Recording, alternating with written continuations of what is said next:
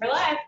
Okay, this is Senate Appropriations, and we're taking up House Bill 127, which is act relating to sports wagering. And I believe the reporter, the vice chair of Senate Economic Development, will be coming in shortly. But in the meantime, because of the time, because we have to wrap up at a certain time tonight, we'll ask Ledge Council to give us a run through of what the bill does, although we've voted on it numerous times. So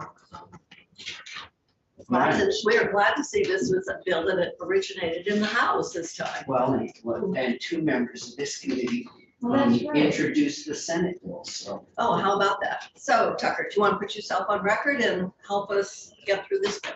Absolutely. Good afternoon, Tucker Anderson, Legislative Counsel. You have in front of you H 127 as it was passed by the House. And there are also a few amendments that I'll touch on because they contain some alterations to the appropriations section of the bill.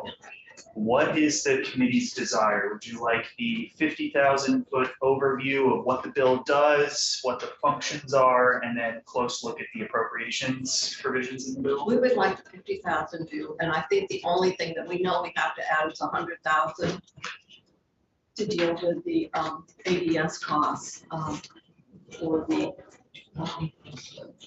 I forgot the name of what we're doing, but the list that has to be developed. Do we have a copy of the bill? Or? Yes, you come in. We have This is an amendment. Well, Okay. I could go get, I just don't have my left. Does the amendment have all the appropriations in it? There's No. that's the one that you wanted to point on. I also have another amendment draft. I did notice that the official version of the bill as passed by the House was posted on the committee page. So if you have access to that, I printed out my own copy of the official version so I could follow along. I didn't, yeah, if you guys want copies, it's good. If you put it on the screen, then we can just look at it. So the bill establishes what is known as a state control model of mobile sports wagering for the state of Vermont.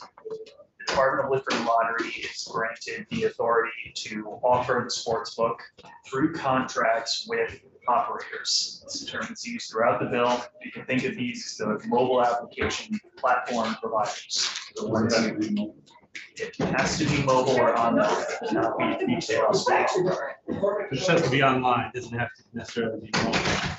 I could use my old, not very mobile test.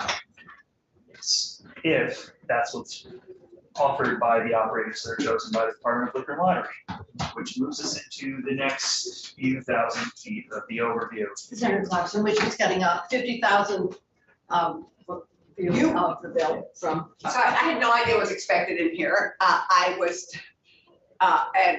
You have the expert here. You have the person who did the full report of begun 3 years ago, ish, 2.5 years ago. You have the person who's written the bill. You have the person who has patiently waited through this issue for a number of years. So who's worked closely with Senator Sorokin, Senator Sears, and then the task force this summer. So you have the perfect person to present it. All right. There's been so much high praise this afternoon. You've changed. This is my first time here. Okay, so the next few thousand feet, operators are going to be selected for contracts with the Department of Liquor and Lottery. They'll be selected through a competitive bidding process. There will be guidelines, procedures adopted by the Department of Liquor and Lottery that will guide for the structure of the competitive bidding process, requirements for operators, which are also built into the statute, and the contracts ultimately that will be offered to the operators. There will be a minimum of 2, a maximum of 6. The operators are required to pay a revenue share to the state. The minimum revenue share that can be accepted is 20% of the adjusted gross sports wagering revenue, which is essentially everything less the winnings that are paid out and any federal excise tax. All right, there are fees. What do they pay the tax on that?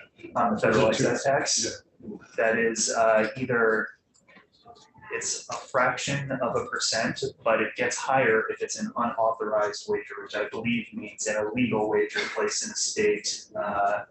This is the authorized Still thing. subject to Yes, excise that's not the. Yes. Other questions?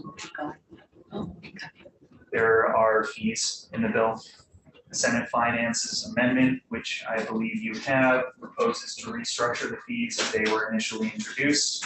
So that now there will just be a 550,000 fee assessed to each operator at the time the contract is offered to the operator. It can last for the duration of the contract, and there's a requirement built in that the department will not assess the fee more than once every 3 years. So that's from Senate Finance. This is another amendment. From Oh, this is a finance. Finance. It deals with the fees. You have it. I don't have, no.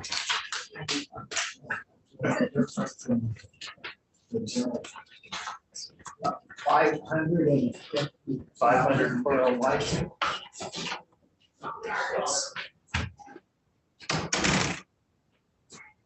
So that amended what came out of economic development? It amends the underlying bill, and so did the economic development amendment, but the body will have the choice of adopting the finance proposal or the economic development proposal, Not it. One or the other. one or the other. You mean the empty liquor and lottery will have the option?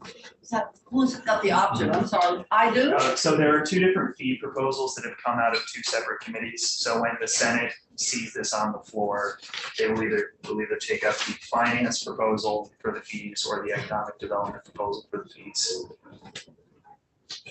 Yes. But is that, what about the other amendments that they made? Did the finance take economic development's other amendments and put them in their amendment? They amended separate sections of the bill, with the exception of that one instance where they have a potential overlap. All right, so Senator Westman. So do you know if economic development has looked at what finance did? And that's more of a It's my question understanding there. that's more of a question for Yes. Senator Clark's. What is the question? Sorry, I had to tell my chair where I Well, was. we have dueling fee proposals here. Right, but our understanding from John Lomar is the finance one rules. That's what I would think, but. Yeah. Yes. But my question was, did economic development look at what finance did, and do you agree with it? We have not looked at it, but I believe we will agree with it, given that we have 3 members of our committee are on finance. That's perfect. That's good.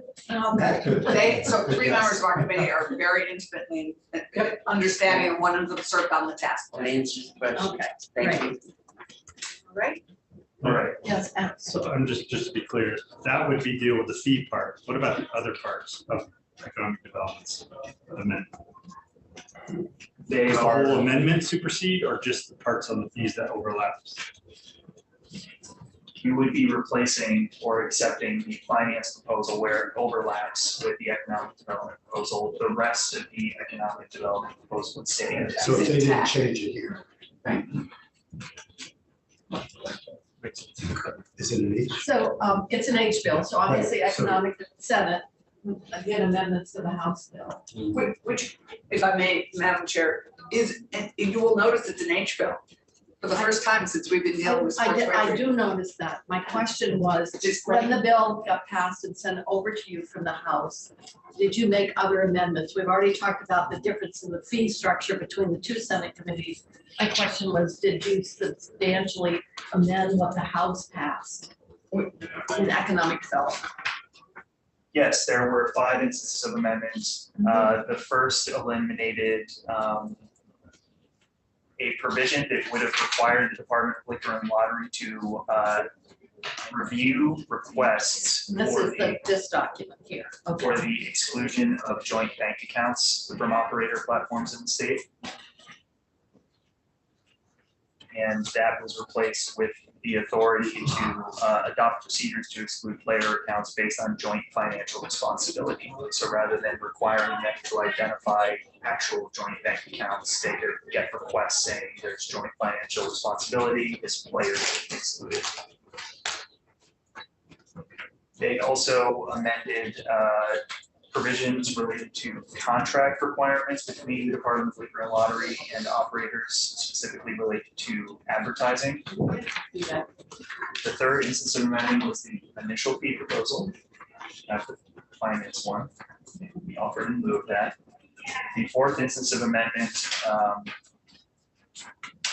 amended some of the duties and authority of the Department of Mental Health with respect to the problem gambling program, and condensed down some of the uses that the funds could be put to. And the fifth instance of amendment, which I was saving for when we get to the appropriations section of the bill, added a new subsection C for future fiscal years. And as this committee is likely very well aware, this is non-binding language because the future assembly can completely change this or come up with a different appropriation scheme. But it proposes that a sum equal to 5% of the annual revenue, sports wagering revenue received by the department shall be appropriated to the sports wagering fund. And from the sports wagering fund to the Department of Mental Health for purposes of administrating the problem gambling program. Which is probably a good time to switch up and just dive into the appropriation section of the underlying bill.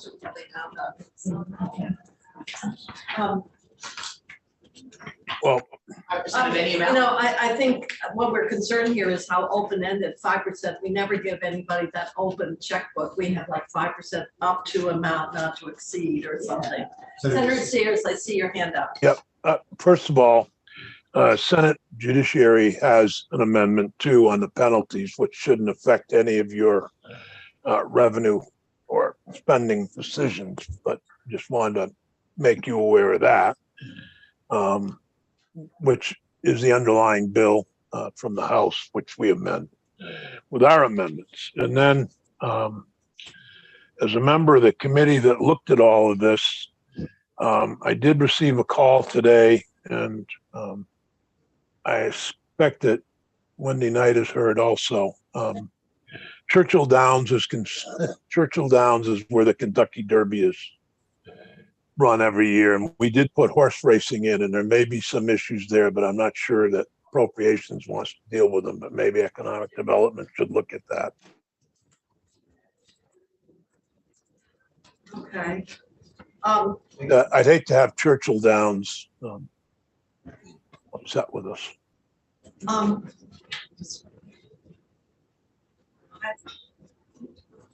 Or Saratoga for that matter.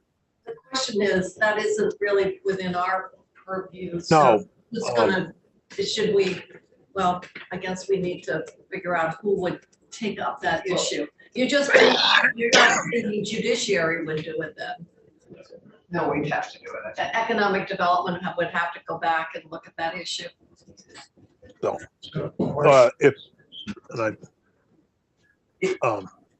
I also, agree with you, Madam Chair, about the 5% open-ended checkbook.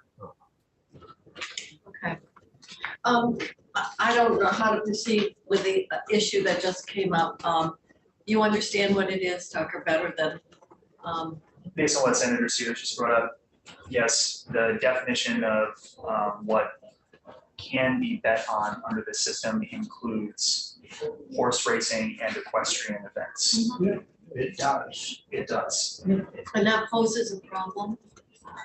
Not a legal Well, one that I'm aware of, but if Well, it's the a problem outside of the legal sphere that needs to be addressed, I would note that individual senators can also propose amendments to the bill on the floor to address. Why would it be a problem outside the legal? I'm missing. Well, because there's a difference between who sets the odds. The pari-mutuel odds are set at the racetrack, like at Saratoga. It's based upon how much is bet to win, place, show, exactas, etc., is all based on how much is bet. In this case, in the case of sports betting, Las Vegas, for example, sets the odds. And what you have to be careful of is what they set the odds at. But And wouldn't that be an issue between the operator and Yeah. Churchill Downs or? I'm gonna leave that to our experts at Liquor and Lottery, as well as Tucker, to work with economic development on that issue. But, Well, I'm just wondering, this, what we do relative to this issue, whether we should proceed, and then, if you have to amend the bill, deal with that, because that doesn't deal with, it doesn't deal with the appropriation, I don't think, well, it or does it? only in terms of whether or not, how you deal with the horse racing, that's the question. And But that's a policy issue, Right. so. well, it's policy, but it's also, would impact the amount of money coming in, and I don't know how other states deal with it. So it may be something that has to be dealt with next year when the whole thing is set up. I don't know, but I just raise it as an issue that came up today. All right, so we do have Wendy Knight on, and we also have Senator Clarkson here as well. Yes. It seems like this is an issue that has emerged that is sort of outside the purview of this committee that we need to address. I'm not sure whether it would be economic development taking more testimony and thinking about offering an amendment or what, but Commissioner Knight. I have a thought. So the bill just says that sports wagering, as Tucker mentioned, may include horse racing. It doesn't require the state to, in this bill, to include horse racing as a sports wagering event. That is left to the So department it's to permissive. determine. Correct. So I am aware, Senator Sears, of this last minute conversation, and I'm speaking with this person tomorrow, but there's not an appropriation impact. And frankly, the bill gives the department the discretion to figure out what bets can be placed and what kinds of sporting events we want to offer in the state. So I don't think it's a concern. It's not a concern for me. And if, Okay. I think we're fine. So we're getting closer to the money, the appropriation, 100,000. That's what we need to think about. Yes, there was. Ask that question, that is the language, the way it's written, permissive for them to deal with that question? The Department of Liquor and Lottery has authority in one section of the bill to approve the categories of sports events that can be wagered on. And prior to any of the operators offering wagers on specific sporting events, the department has to approve that wagering category. So it's a may, they may. So it's a good. Can I ask a, Yes, can I okay. deviate and ask a question of Senator Clarkson? I'm looking at the problem gambling program, the mental health area, and you took out established programs to certify addiction counselors. And why did you do that? And that's yours, and you put in other best practices, programs for gambling. That was your work. You have, I thought, oh, no, cannabis. No, that was Right, not right, no, my right. I'm in the other bill. I forgot, I get my head. So it took out the addiction counseling piece. And Justice got information going out, and the report back So only has, where are you? I'm on page 49 and 50. And I'm looking at your page 2, in your fourth instance of amendment.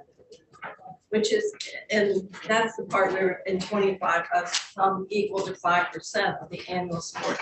And then it's to be appropriated Right, but it doesn't have from the anything. fund to the department for purposes of problem gambling. It leaves the definition that would think of the program to the department. That's- So they could disperse of it. Well, they in could design whatever it, I guess. direction they need. I think I'm gonna ask Commissioner Knight, who's got her hand up, to respond to that. Yes, I can answer that question, Senator Lyons. Thank you. So the state is not itself going to certify the addiction counselors. The Department of Mental Health is going to rely on the national organizations that certify addiction counselors.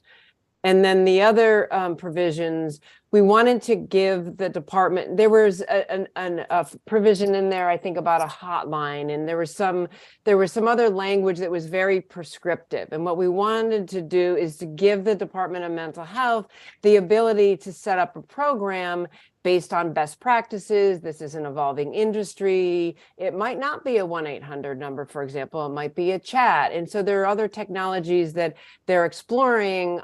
So the idea, again, is to give them the ability to set up what makes sense best for Vermont and not to be so prescriptive in what that is.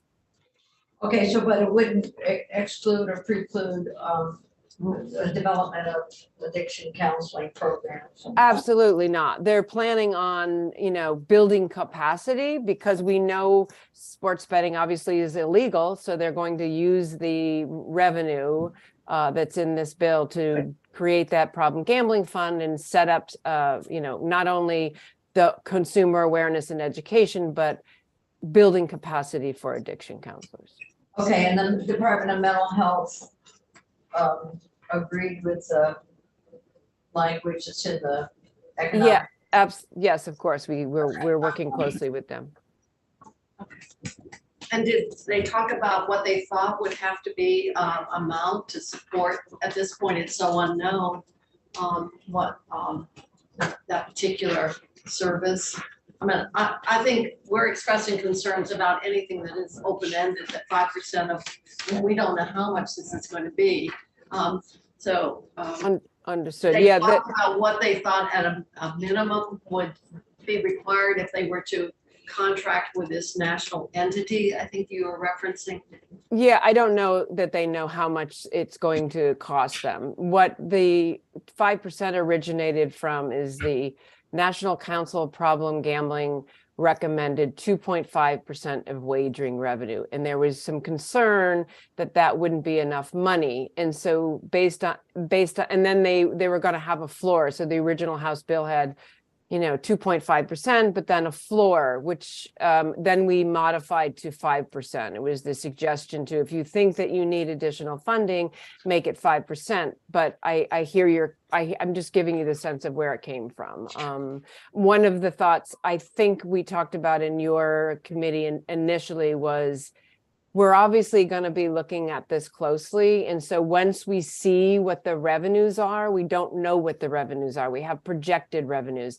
So that 5% could be 550,000 a year, or it could be more, it could be less. So I feel that until we actually know what the projections are, maybe the first 18 months, we'll have a better sense of whether that 5% is too much. Kind of a time limit or something to review, because right now, with something that we don't know. And I mean, at some point you get to a point of beyond. I think other states had a percentage. I could stand to be corrected, but other states had a percentage. And in the sports wagering committee, that's what we came up with. I think other states also had a maximum. So either 2.5% or $1 million or whatever you want to put. Yeah, that's so that it wasn't open-ended. Mm-hmm. Well, for the time being to start up, I guess 5% could be modest. We could put it, whether it's for the first 2 years and then relook at it, 500,000, and we can always come back and revisit it or something. I fear that I probably won't be there, but I fear that if you put in 5% and then you try to, because it's so large, you try to go back to 2.5%, you're going to have a lot of groups coming at you. Just put a max. Well, we could. We could put it at 5% for the first 2 years and 2.5% thereafter. Yeah, we could do that and set a maximum or something that would have to be reviewed on a, sort of like fees every 3 years. I think it's better to do that now than to have that argument once you've given, it's sort of like the property transfer tax and the Conservation Board. Okay, why don't we see if we can come up with something that would start out with maybe 5% when revenues are relatively. Not to exceed. Well, and then drop it back to 2.5 and do an amount not to exceed or something, and, I'd rather just have it 5% for 2 years than look at it Okay. than not predetermined that it Yeah. needs to be lower. We don't know. Right. okay, Okay. I think it may be helpful to see the appropriation section because the amendment was in addition of a new subsection. There are already appropriations built into the bill for the next 2 fiscal years. Yes. That subsection C was intended to guide future assemblies that 5% is the goal for fiscal year 2025 and later. you know, our concern is we're seeing money and everybody's saying, we want to deal with our addiction, whether it's tobacco or whether it's substance use disorder. And so everybody likes to have a carve out, and then it hits us and we're like, how do we, you know, deal with all these? So that's the, I would I think also the note issue here. that you should probably hear from JFO about what that 5% figure might look like based on some of the projections, because 5% of the But they- highest possible amount in their projections not is much. less than what's being appropriated in fiscal year 2025. Well, I So would think we 5% And if they done it in this future future, years might be Yes. less. Yeah. so we should look at. Well, I'm sure we'll take a look. It's just, we normally don't have anything like this open-ended. But, Although it was done with respect to the Department of Liquor and Lottery and the direct app for future years. House Ways and Means built into, Wendy, I cannot remember which bill it was, but there was essentially a promise that the direct app would increase according to the Inflation. increase in alcoholic beverage sales for, you know, the next few years beyond the direct apps that were done in 2021. That's correct. So it's not unprecedented. However, taking a look at the appropriations section, there are appropriations from the sports wagering, what is now going to be called Sports Wagering Enterprise Fund, to the Department of Mental Health for purposes of establishing and administering the problem gambling program. In fiscal year 2024, the amount is $250,000. Up to 500. And in fiscal year 2025, $500,000. There's also an appropriation in subsection B for the Department of Liquor and Lottery anticipated startup costs fiscal year 2024, $550,000. This enterprise fund is going to receive all of the revenue from sports wagering and all of the fees that are received from the operator. It is going to, in these appropriations, pay out to the Department of Mental Health and Problem Gambling Program and to the Department of Liquor and Lottery for startup costs. The fund will also be available, just like some of the other enterprise funds that DLL administers, for covering administrative costs associated with the program. These go in, administrative costs get covered by it. So do we ask Wendy what the 550, what's gonna transpire with that to use that much money? And that's to get it set up. Well, Yeah, What did, if you'd like me to, Madam Chair, yeah, this is what we initially talked about when we did a while ago when we did the budget presentation. So the administrative cost of the sports betting are 2 positions, a director of sports betting, a financial position, and then there's $200,000 in a sports betting consultant that gives us the additional expertise. And then there's ongoing $100,000 for IT. And so that's the projected annual operating administrative cost. Wendy, in the, I don't think we created positions, your positions in the budget. We're just double checking. Yeah, there's 2 positions that are in the budget, the director of sports betting. Actually They in are. the budget?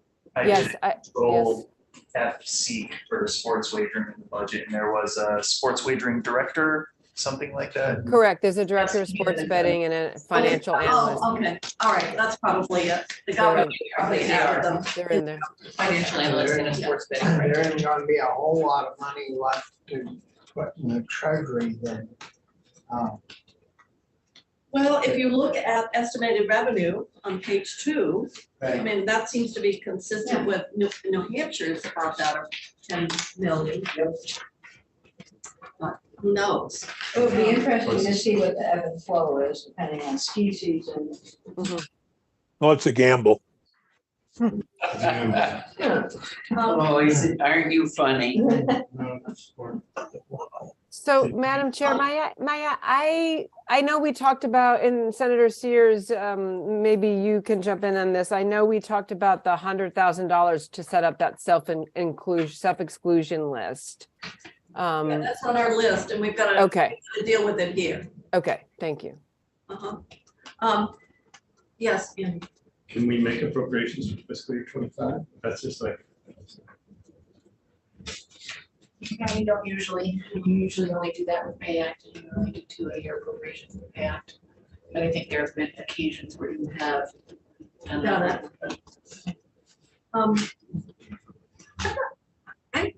For something so new and we don't have a sense of what it's going to be, maybe we should go with the 250 and then come back and actually do that as part of the budget. I mean, it will be, I mean, the underlying operating would be part of the budget. No, I'm on the problem gambling appropriation, the 250, and then it doubles in the next year. And the question is, without the benefit of experience, it's hard to know whether the doubling it is the appropriate amount. I mean, what would be what the mental health department would negotiate with this sort of this national entity that provides the services. It just seems like it's hard to know what is the ongoing without the benefit of at least 1 year experience. I don't know all of the detailed background for those particular figures, but the reason it goes from 250 to 500 is that for the next fiscal year 24, the market likely will not be open for more than 5 months of that year.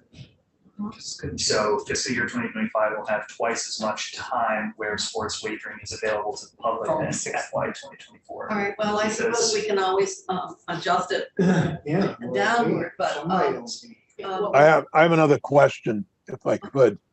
We're already putting money into problem gambling through the lottery. Am I incorrect on that? yes, we are. So why should we have one specific appropriation for problem gambling or 2 separate appropriations?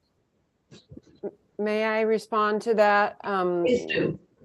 So the Department of Liquor and Lottery already has money. It's not appropriated. It's in our spending authority that we've historically done a grant with the Howard Center. We're now going to do an MOU with the Department of Mental Health, and we're going to be combining the services for problem gambling. So whether it's from the Vermont Lottery or sports betting, there's going to be, the program will be combined. The funding is separate though, because they're going to be, if you pass this bill, there'll be 3 separate enterprise funds.